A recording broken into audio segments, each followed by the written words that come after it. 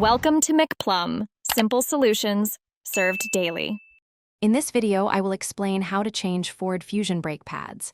First, gather your essential tools, including a floor jack, lug wrench, and a C-clamp.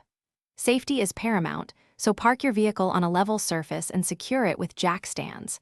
Once safe, loosen the lug nuts, raise the car, and remove the wheel to expose the brake assembly. This preparation ensures a smooth and safe process for the upcoming steps.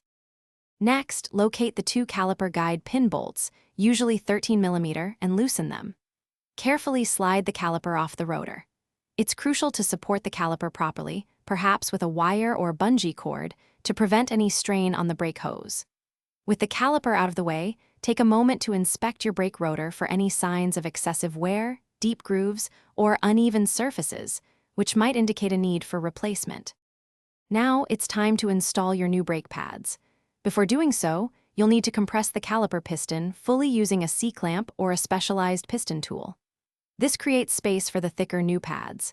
Carefully place the new pads into the caliper bracket, ensuring they sit flush.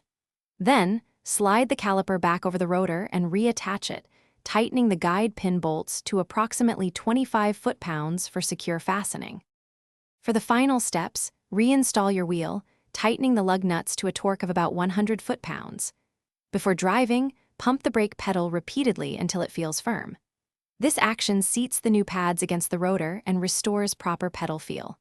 Finally, take your vehicle for a gentle test drive, performing several moderate stops to properly bed the new brake pads, ensuring optimal performance and longevity. Thanks for watching. Stay juicy and subscribe.